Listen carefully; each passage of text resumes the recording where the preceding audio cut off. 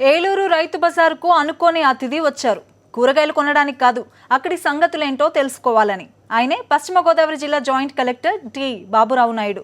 కూరగాయల రేట్లు ఏ విధంగా ఉన్నాయి, నాణ్యత ఎలా ఉంది, వినియోగదారుల సమస్యలేంటి, వీటిపైన ఆయన రిపోర్టింగ్ చేశారు. ఏలూరులో ఒకే ఒక్క రైతు బజార్ ఉందని, శాంతినగర్, సత్రంపాడులలో కొత్తగా రైతు బజార్లు పెట్టాలని పలువురు కోరారు.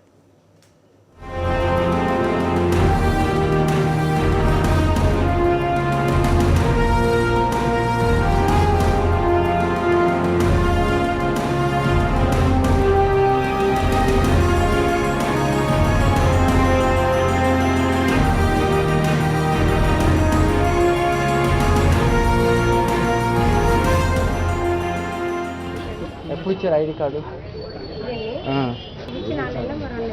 ఈ మధ్యనే మీకు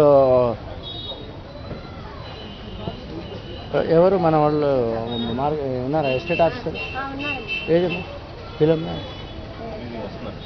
ఎస్టేట్ ఆఫీసర్ గారు ఏమ్మా అమ్మకి ఇచ్చారు ఐడి కార్డు? మీరు ఐడి కార్డు ఇప్పుడు కొత్తగా మనం ఇష్యూ చేయాలి సార్.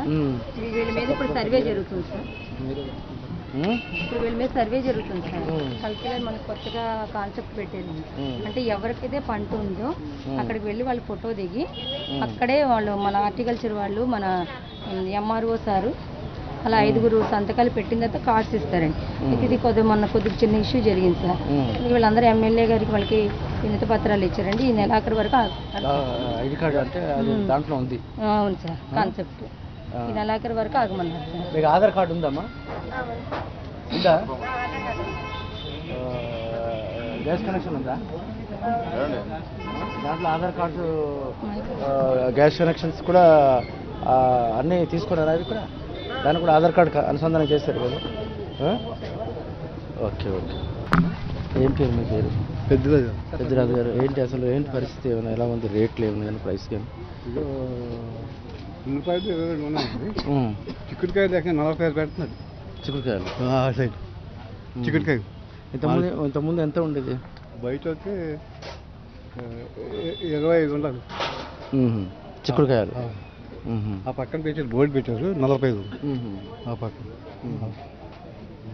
అంటే ఎక్కువ ఉంది, బాగా ఎక్కువ ఉన్నట్టే. కొంచెం ఎక్కువ వస్తుంది. ఎంతకు అమ్ముతున్నారమ్మా చిక్కుడుకాయలు? 46. ఏంటంటే బాగా ఎక్కువ ఉన్నట్టుంది కదా?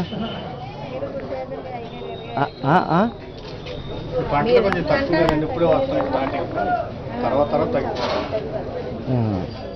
మీరు ఎంత కొంటున్నారు అక్కడ? మేము అక్కడ కొనేది 40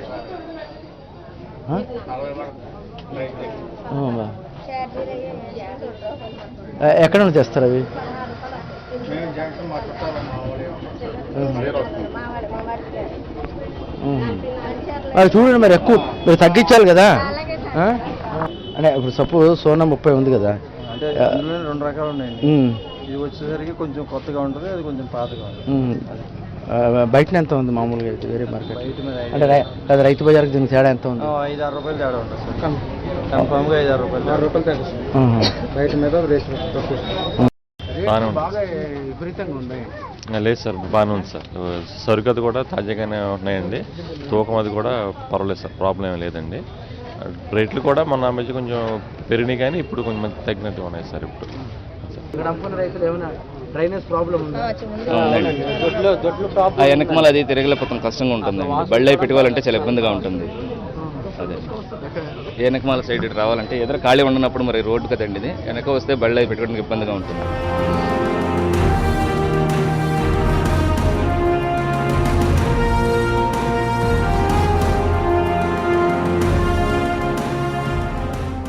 బాత్రూములు చాలా గలీజీగా ఉండే, చాలా ఇబ్బంది పడిపోతున్నాం.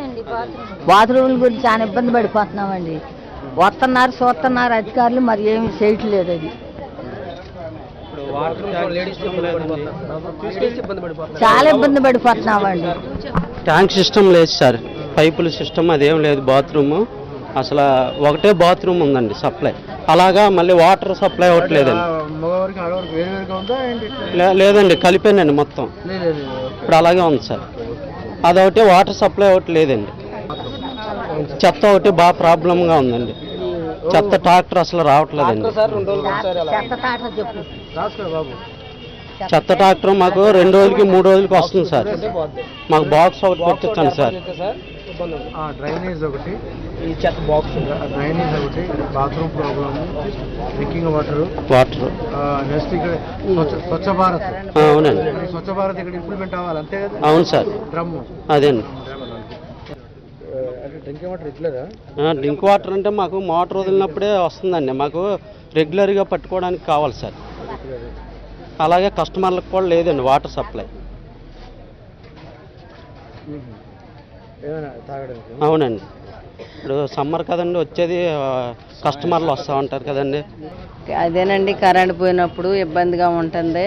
ఏదన్నా మనకి బాధపడుతున్నారండి. బాత్రూమ్ ఇక్కడ సామాన్లు పెట్టుకోవడానికి గొడవ ఉందా? ఏ కొట్లో ఆ కొట్లోనే పెట్టుకుంటున్నాం సార్. కప్పుకుంటామండి. దానికి పర్వాలేదు.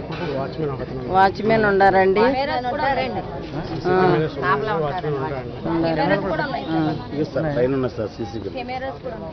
నా పేరు మురళి అండి, నేను రైతునండి. ఇలా అటేపు సిడ్లు వచ్చి డౌన్గా ఉన్నాయండి. బాగా వచ్చే కన్జ్యూమర్కి ప్రాబ్లం ఎక్కువ అవుతుందండి. కింద ఇలా ఉండడం వలన కన్జ్యూమర్ ఏరుకునే వాళ్ళకి ఈ తలకు తగ్గడం వలన గాయాలు తగులుతున్నాయి సార్. వచ్చే కన్జ్యూమర్ మరీ ప్రాబ్లం పడుతున్నారు సార్. ఎవరన్నా వచ్చినా, టాయిలెట్కి వచ్చినా, ఏదైనా గౌకుని అర్జెంట్ ఎమర్జెన్సీ వెళ్ళాలన్నా టాయిలెట్లు బాగుంటలేదు సార్. ట్యాంకీ ఫుల్ అయిపోయింది. ఇక్కడ ఉన్న రైతులకి, వచ్చే కన్జ్యూమర్కి మరీ ఇబ్బంది అవుతుంది సార్. బాగా ప్రాబ్లం ఎక్కువ అవుతుంది. వాటర్ కూడా ఉండలేదు సార్. మరీ ఇబ్బంది పడుతున్నారు సార్. దయించి మా ఉంది చూసి కొద్దిగా శుభ్రం చేసి పెట్టండి సార్. అది సార్ ప్రాబ్లం. బయట మీద కొంచెం పర్వాలేదు, బయట అయితే ఇంకా బాగా పెరగ్గా ఉన్నాయి. ఇక్కడైతే కొంచెం పర్వాలేదు. బయట అయితే ఇక్కడ 22, ఇక్కడైతే బయట అయితే 30-40 అట్లా తీసుకుంటున్నారు. ఇక్కడ పావు కిలో 7 రూపాయలు అమ్మారనుకోండి, బయట వచ్చేవాడికి 10 రూపాయలు వస్తుంది కూరగాయలు ఏమైనా సరే. మరి ఇక్కడ కూడా ఇంకా లేని వాళ్ళు ఉంటారు కదండి. ఏమన్నా ఇంకా కొంచెం తగ్గితే బాగుంటుందని మా అభిప్రాయం. ఏమండి, మామూలుగా తినేవాళ్ళు అనే టమాటా, వంకాయ కూడా రేటుగానే ఉందండి. ఇవాళ నిన్న 7 రూపాయలు అమ్మింది, ఇవాళ 6 రూపాయలు అమ్ముతుంది అది వంకాయ. టమాటా పావు కిలో అర కేజీ 7 రూపాయలు చొప్పున ఉందనుకోండి. మొన్నటి వరకు 12 రూపాయలు 10 రూపాయలు కూడా అమ్మింది టమాటా. ఇవాళ 14 రూపాయలు ఉందండి. కేజీ 14 ఉందండి టమాటా. అంటే చెప్తాను కదండి, ఇక్కడ కన్నా బయట ఇంకా 5 రూపాయలు ఎక్కువగా ఉంటుంది బయట. అంటే డైలీ వేజ్ కూరగాయల వాళ్ళు వస్తారు కదండి వెళ్ళమట. ఆనపకాయ ఒకటి బాగా రేటుగా ఉంటుందండి. ఎప్పుడూ 10 రూపాయలు కూడా తగ్గట్లా. ఎప్పుడో రేరు 8 రూపాయలు అంటాం, రేరు ఆనపకాయ. క్యాబేజ్ మీద ఏంటి? క్యాబేజీ అందరికీ అందరూ అమ్మేవారు సార్. అంటే మనకి కార్డులో ఏదైతే ఉంటుందో, వాళ్ళు రైతు ఏదైతే పండిస్తాడో దాని మీదే మనం కార్డు ఇష్యూ చేస్తాం సార్. అయితే క్యాబేజీ రైతు ఒక్క ఆయనే ఉన్నారండి. అది మన జానాథపురం వెళ్ళే రోడ్లో ఒక రైతు పండిస్తారు. ఆయన తీసుకొచ్చి వీళ్ళకి ఇస్తారు సార్. వీళ్ళు అమ్ముతారండి. ఒకరైతే తీసుకొస్తారు సార్. అందుకని ఎవరికి క్యాబేజీ ఇవ్వలేదు సార్. చెత్త అంతా ఎక్కడ పడితే అక్కడ పడేసి స్మెల్ వచ్చేస్తుంది సార్. మనిషి తీసుకెళ్ళాలి సార్. ఇక్కడ వేరే వాళ్ళకి ఇచ్చామంటే ఎక్కడికక్కడ రోడ్డు మీద వేసేస్తున్నారు. వచ్చే కన్జ్యూమర్కి వాళ్ళకి ఈ డంపింగ్ రావట్లేదు సార్. చెత్త బాగా ట్రబుల్ అయిపోతుంది. స్మెల్లింగ్ ఎక్కువ వచ్చేస్తుందని ఒక్కరికి ఇష్టం, వాళ్ళే తీసుకెళ్ళి వేరేగా వస్తుంది సార్. అది వచ్చే కన్జ్యూమర్కి ప్రాబ్లం అవుతుందని మేడం ఏం చేశారంటే అండి, ఒకరికి అలౌట్ చేసి ఆ చెత్తను శుభ్రం చేసి ఒక పక్కకు తోసేటట్టు అంటే పెట్టారు సార్. గోశాలకు పంపిస్తారు సార్.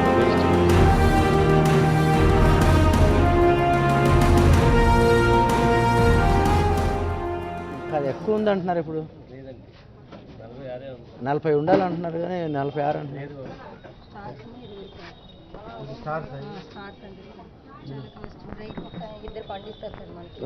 దీని వెరైటీ ఏంటండి?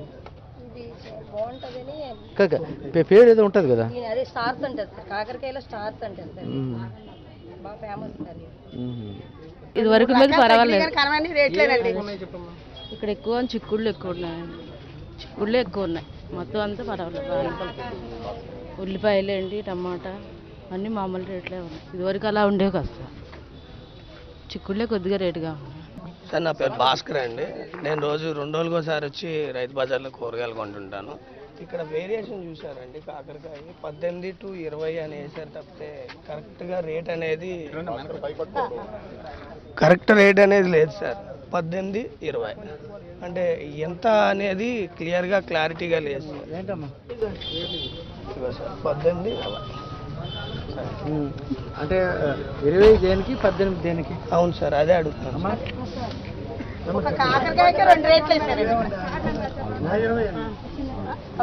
మీరు రాయాలి కదా. సార్ 20 రూపాయలు, 18 రూపాయలు పెద్ద కాకరకాయ, పొడవు కాకరకాయ సార్. మరి అదే పొడవు అని రాయాలి సార్. పొడవుది 18. ఇప్పుడు కొనుగోలుదారులు రేట్లు తక్కువ కావాలని కొనుగోలుదారులు అనుకుంటున్నారండి. కానీ రైతుకి ఏమొస్తుంది? ఈవేళ ఆనపకాయలు సపోజ్ 5 రూపాయలు రైతుకి ఇవాళ ఇవ్వాల్సి వస్తుంది. మేము ఇక్కడ ఆనపకాయ 5 రూపాయలు అంటే రైతుకి ఏమీ మిగలనట్టే. ఎందుకంటారేమో 200 కాయలు ఆనపకాయలు కోయాలంటే కనీసం 5 మనుషులు కావాల్సి వస్తుందండి. 5 మనుషులు కోత కూలి రోజుకి 120 రూపాయలు చొప్పున 5 మందికి 600 రూపాయలు అవుతుందండి. 200 కాయలకి ఎంత వస్తుందండి? దాని పెట్టుబడి ఎంత? ఇవన్నీ ఆలోచన చూసుకుంటే రైతుకి ఏం మిగలట్లేదు. ఈ రకంగానే రైతుకి ఏం మిగలట్లేదండి. అలాగే బెండకాయ కోయాలంటే చాలా రేట్ అవుతుందండి. బెండకాయ వేళ 18 రూపాయలు అంటే రైతుకి ఏం మిగలనట్టేనండి. రైతు కూడా దీనివల్ల అంటే రేట్లు తగ్గాలని కొనుగోలుదారులు అనుకుంటున్నారు. కానీ రైతుకి వచ్చేది ఏముందనేది కూడా మేము కూడా ఆలోచించుకోవాలండి. కాబట్టి దయచేసి తమరు రైతుని దృష్టిలో పెట్టుకుని కూడా వ్యవహారం కొంచెం మీరు దీన్ని చేస్తే బాగుంటుందండి. 5 రూపాయలు మేము ఆనపకాయ ఇక్కడ వేస్తున్నామండి. కొనేవాళ్ళేమో 6 రూపాయలు 7 రూపాయలు అమ్మేవాళ్ళు అమ్ముతున్నారండి. రైతుకి ఏం మిగులుతుందండి? మేము ఎంత వేయాలి వీళ్ళకి? మేము ఎంత వేయాలండి? వేస్తే మాకు ఏంటంటే వచ్చేది? మేము పండించడం దేనికి? బోళ్ళంత పెట్టుబడులు పెట్టి, బోళ్ళంత ఎరువులు వేసి, బోళ్ళంత కూలీలు ఇచ్చుకొని ఇవి కూడా చాలా మేము ఇబ్బంది పడుతున్నాం అంట. రైతులు కూడా మేము ఇబ్బంది పడుతున్నాం. కాబట్టి దృష్టిలో పెట్టుకోండి సార్ దీన్ని. అంతే. మొబైల్ వ్యాన్ సార్, మొబైల్ వ్యాన్లు ఇంకా సార్. మీరందరూ ఎప్పుడు ఆ దూరం నుండి రైతు బజార్ ఇక్కడ రావాలా? అవును సార్. అంటే ఇప్పుడు ఏలూరులో కూడా మొబైల్ ఉంటే బెటరా? మొబైల్ బెటరే కదా సార్. ఎందుకంటే మేము ఇప్పుడు సత్రంపాడు శాంతినగర్ ఏరియా నుంచి రావాలంటే 5 కిలోమీటర్లు సుమారుగా రావాల్సి వస్తుంది సార్. అదే మొబైల్ వ్యాన్లు ఉంటే అక్కడెక్కడ డైలీ 2 రోజులకి 3 రోజులకి వస్తాయి కాబట్టి జరుగుతాయి. అలాగే రెండోదండి, అసలు బంగాళదుంప అనేది గత 1 సంవత్సర కాలంగా అసలు బంగాళదుంప ఇదని చెప్పుకునే విధంగా అయితే మార్కెట్కి అయితే రాలేదు సార్. మరి టోటల్గా దిగుమతిలో మరి లోపమో లేకపోతే మన రైతు బజార్కి ఆ క్వాలిటీ వస్తుందో అయితే తెలియదు కానండి. అయితే దిగుమతి చేసి మాత్రం ఇక్కడ పండించే కూరగాయలు మాత్రం ఎప్పటికప్పుడు రావచ్చు కానండి. ఈ బంగాళదుంప, ఉల్లిపాయ లాంటివి మాత్రం అసలు క్వాలిటీ అనేది ఇప్పుడు బంగాళదుంప అయితే ఇప్పటివరకు ఇది బంగాళదుంప అని చెప్పుకోవడానికి మాత్రం లేదు సార్. రైతు బజార్ అటు ఏరియా కూడా ఇంకోటి ఏమైనా ఇచ్చే ఏర్పాటు చేయగలిగితే శాంతినగర్ సత్రంపాడు ఏరియాలో అది సార్.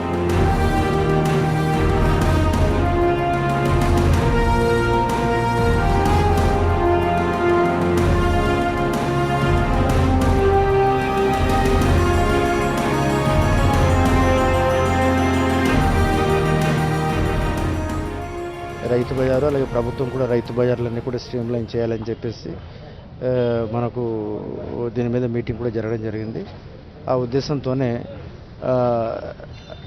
జెన్యూన్ రైట్స్కి ఎక్కువ అవకాశం కల్పించాలని కలెక్టర్ గారు వచ్చిన వెంటనే మనం ఆ horticulture department, agriculture department officers అలాగే రెవెన్యూ డిపార్ట్మెంట్ ఆఫీసర్స్ రియల్గా రైతు ఎక్కడ భూమి ఉంది, వాడు ఎంత పండిస్తున్నాడు, దాని ప్రకారం వాళ్ళు కూడా ఐడెంటిఫై చేయడం జరిగింది. రెండోది, రైతు బజార్లో మినిమం బేసిక్ ఫెసిలిటీస్ అంటే టాయిలెట్స్ కానీ, డ్రింకింగ్ వాటర్ కానీ, ఈ పవర్ సప్లై కూడా స్ట్రీమ్లైన్ చేసేటువంటి కార్యక్రమం ఉంది.